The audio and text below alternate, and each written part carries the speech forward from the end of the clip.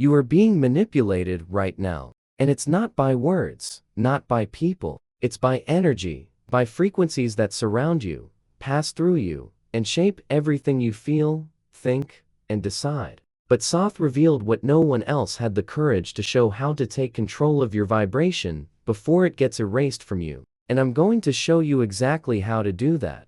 In just the next few minutes, you'll understand why your energy is being drained every day without you even realizing it, and how the ancients knew how to manipulate this field with a practice so powerful that it was hidden for centuries. But pay attention. This is not theory. It's real vibrational technology. And in the end, you're going to learn the exact practice that thought masters used to shape reality with their own field. So stay with me until the very last second.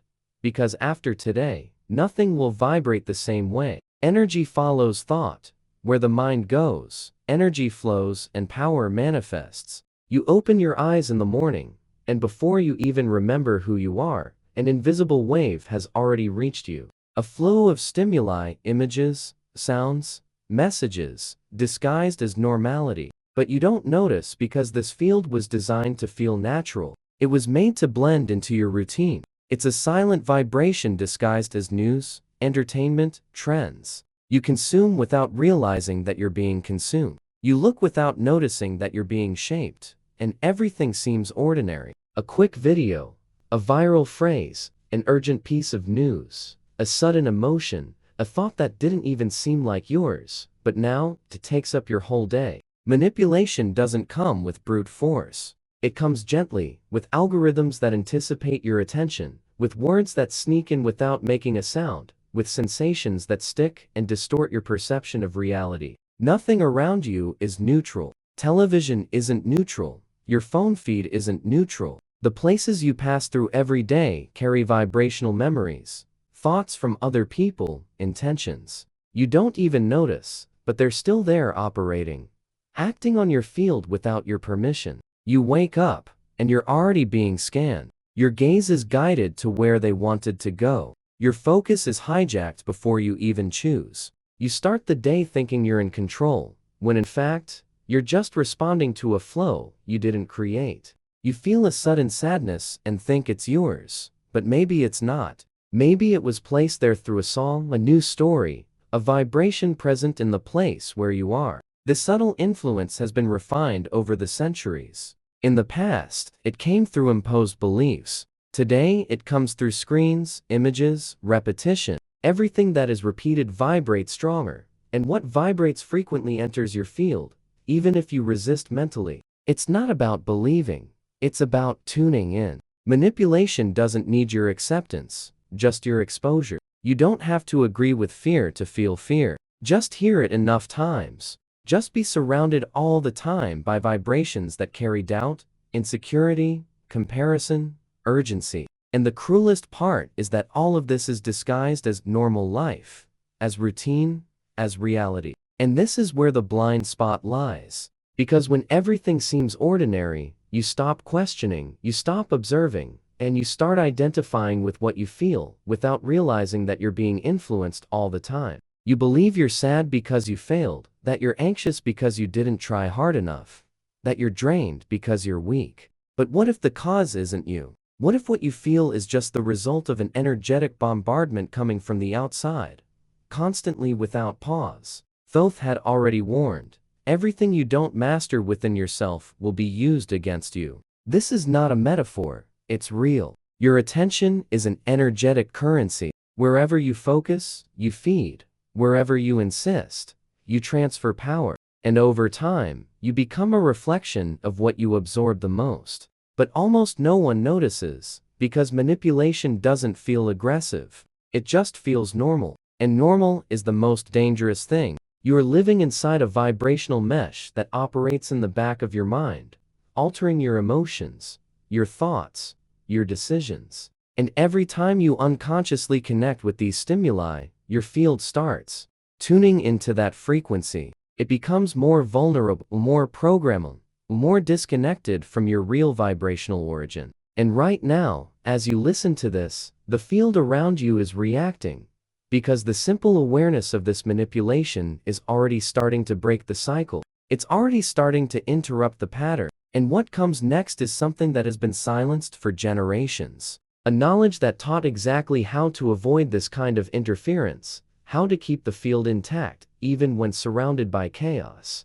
The energy theft that happens every day, and no one sees. The most impressive thing is that while all of this is happening right before your eyes, the real antidote remains hidden. Not by chance, not by accident. It was intentional. Entire libraries were burned, handwritten scrolls were thrown into the fire, manuscripts that held vibrational formulas, sacred invocations, symbols of energetic activation disappeared. And what wasn't destroyed was discredited, labeled as superstition, ridiculed even by the very people who could have benefited from it. This knowledge was too dangerous to remain available, dangerous for those who wanted control, because it brought freedom, and more than that, it placed the power of creation in the hands of the individual. The ability to direct one's own energy, to protect one's own field, to shape reality from the inside out.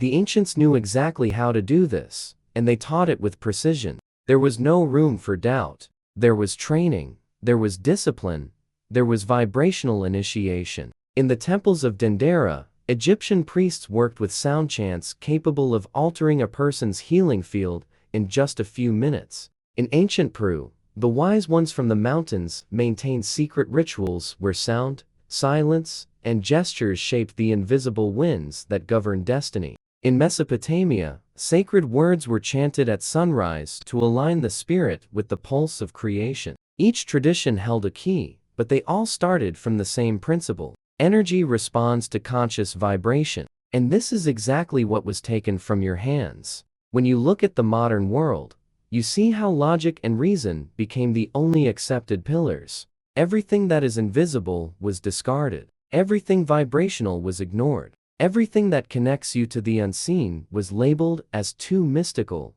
too esoteric, too childish. And at that very point, the plan worked. Because when you mock what can set you free, you become even more manipulatable. You give up the only thing they could never take from you, your ability to vibrate consciously. And without that, you accept what they hand you. You consume what they program. You feel what they project into your field. And all of it seems so natural that you don't even question anymore. But the ancients never depended on the external to transform the internal. They knew the body was just the tip of the iceberg, that the subtle field held the real power. They protected this knowledge with symbols, geometries, sounds, colors, movements, silence. Every detail was a frequency, and every frequency was a password. But today, those passwords have been forgotten. Not because they lost their effect, but because you were taught not to recognize them. What was practice became superstition, what was code became a joke, and what was power became noise. The consequence, we live in a world full of information and empty of wisdom, surrounded by stimuli, but disconnected from our own vibration. And this is the most critical point, because when you're disconnected from yourself, you become receptive to everything that comes from outside. You don't filter. You absorb. And what comes and shapes you?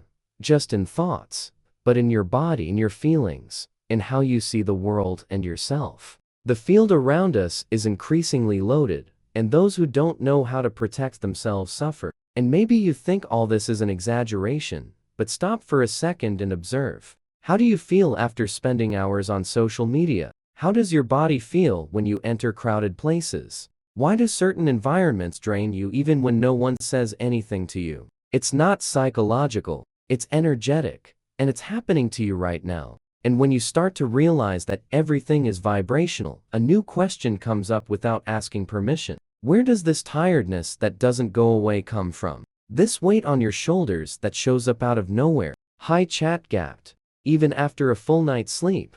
Why does it feel like, even when everything is fine on the outside, something inside is still being drained? This is not an illusion. It's energetic theft. But it doesn't come with alarms. It leaves no visible traces. It happens in the silence of encounters, in glances that carry tension, in words that seem ordinary but enter your field like needles. You don't see it, but you feel it. And no matter how much you try to rationalize, something inside you knows that you're being drained. Have you ever walked into a place and within minutes felt your body shrinking inside? Have you had conversations with people who seemed normal, but afterward left you exhausted, irritated, without explanation? This isn't drama. It's not hypersensitivity. It's your field reacting to a real interference. Vital energy doesn't just disappear, it escapes. It gets diverted. It's absorbed by denser frequencies that connect to your field when it's vulnerable.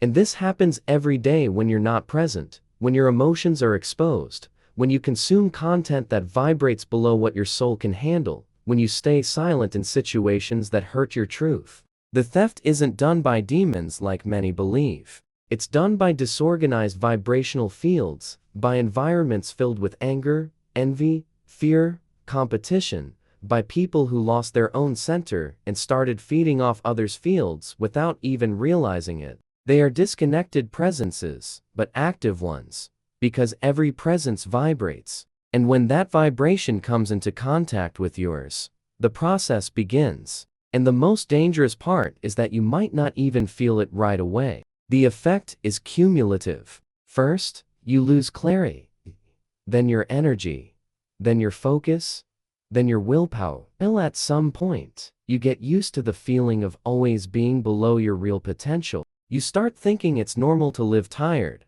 that it's normal to feel heavy, that it's normal to feel that tightness in your chest, and call it routine. But the ancients knew this wasn't normal. They observed the vital flow, and they knew how to recognize the first signs of blockage. Because where energy stops, the soul starts to get sick. Vitality weakens, intuition goes silent, joy disappears. And without joy, the soul retracts. It doesn't disappear, but it hides because it can't breathe in the field where it was placed. That's why in every deep spiritual tradition, there were rituals to restore the flow, movements, to open the centers, chants to break through densities, sacred silence, to listen to what's out of balance. They knew the body only gets sick when the field has been sick for a long time, and that no medicine works if the energy keeps getting drained. You can make the best decisions, you can eat the best way, you can even practice exercises and techniques, but if your field remains vulnerable, you'll always be rowing against the current. Because the energy that should sustain, you will keep escaping through points you don't even know are open. And those points open when you disconnect from yourself, when you live on autopilot, when you accept vibrations that aren't yours as if they were, when you stop protecting your field like a temple. And it is your field that is the only thing that vibrates even before your presence is noticed. It's the first thing that enters any place with you, and also the first to be hit when something is out of alignment, the first principle.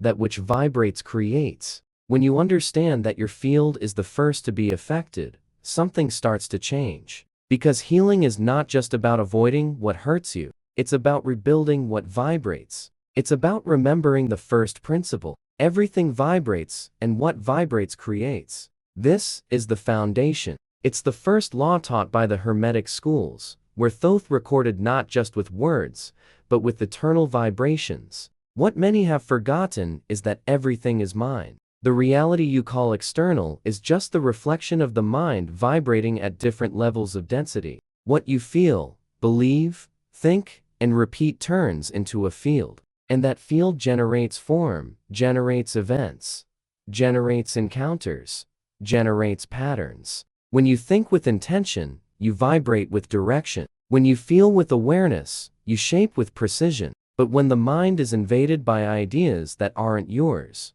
the vibration begins to distort. You start to conflict with what you feel without knowing why. You drift away from your essence without realizing it. You start reacting to reality instead of creating your own. And that's how it all begins. The deepest manipulation isn't done with harsh words. It's done with gentle ideas repeated delicately until they become beliefs. And when a belief is installed, it vibrates all the time, even when you're not thinking about it. Because vibration doesn't need your attention to exist. It lives on its own, and that vibration starts to attract situations that match it, people who confirm it, environments that reinforce it, cycles that repeat. That's why what you think is not just a thought, it's an energetic seed. And every thought fueled by emotion is a vibrational decree. It's a silent command that tells the universe, keep showing me this, keep giving me more of this. And the universe obeys. Because everything that exists before being matter is field.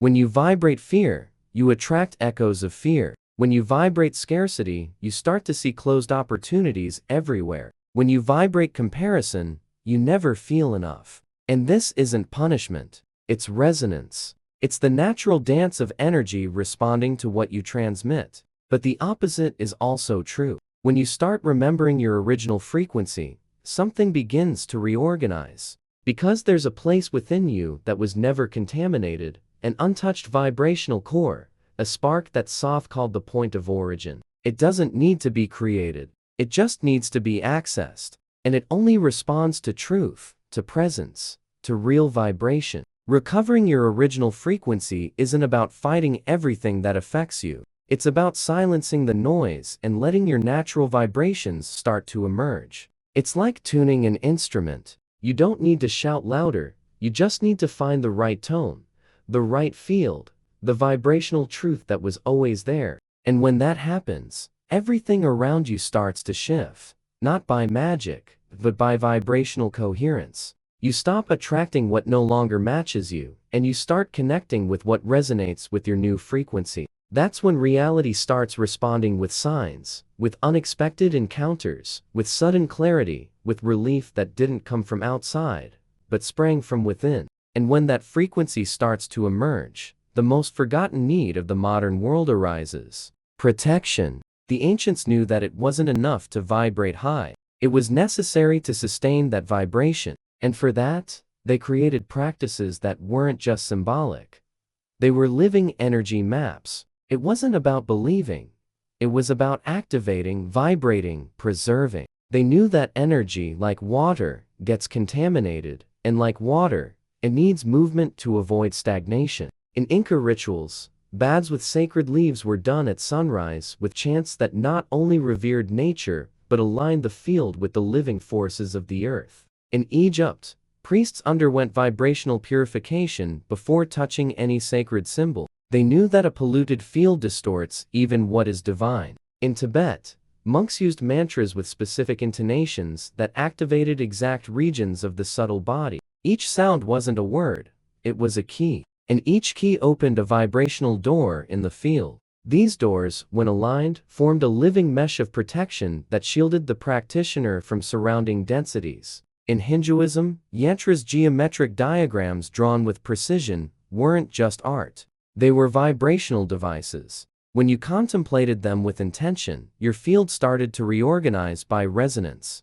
It wasn't superstition, it was ancestral vibrational science. The sound, the form, the gesture, the silence, everything had an energetic function. These peoples didn't use empty words. They used the body, the voice, the space, the time, as if everything was part of a sacred instrument. And it was because, for them, the vibrational field was the only stable reality. The rest was just consequence. Today, however, mocking these practices has become trendy. Mocking their baths has become a joke. Saying mantras has become embarrassing. Lighting a candle has become an exaggeration. But taking medicine for a sick soul has become acceptable. And there lies the inversion. We disconnected the sacred from the everyday. And without the sacred, the soul loses its reference. And without reference, it lets itself be carried by any vibration. The result? A world where tiredness is constant, distraction is chronic,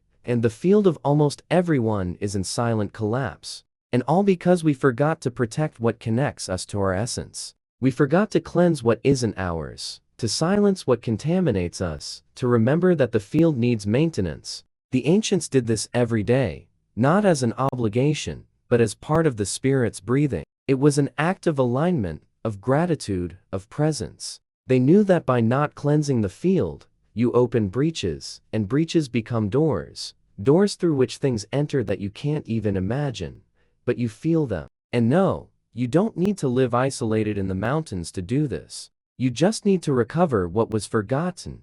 Return to the subtle basics. Recognize that the body is a temple, but the field is an altar. That what you carry in your vibration determines what you attract, what you repel, what you sustain. the sacred codes that still vibrate even in forgetfulness. Keeping your field vibrating isn't just about activating it. The secret the ancients knew and the modern world forgot is that energy doesn't get lost. It escapes silently through open doors and places you'd never imagine. You might be trying to raise your vibration, but if there are invisible channels draining your strength, nothing holds. These are habits that seem harmless, words you repeat without thinking, thoughts someone else planted in you, people you keep close, but who drain your energy with every encounter. Spaces that carry stories that aren't yours, but that you feel as if they were. In the Andean tradition, they call this hoocher, the dense, heavy energy that forms when we ignore the signs, when we don't recycle what we experience, when we let energy accumulate without flow.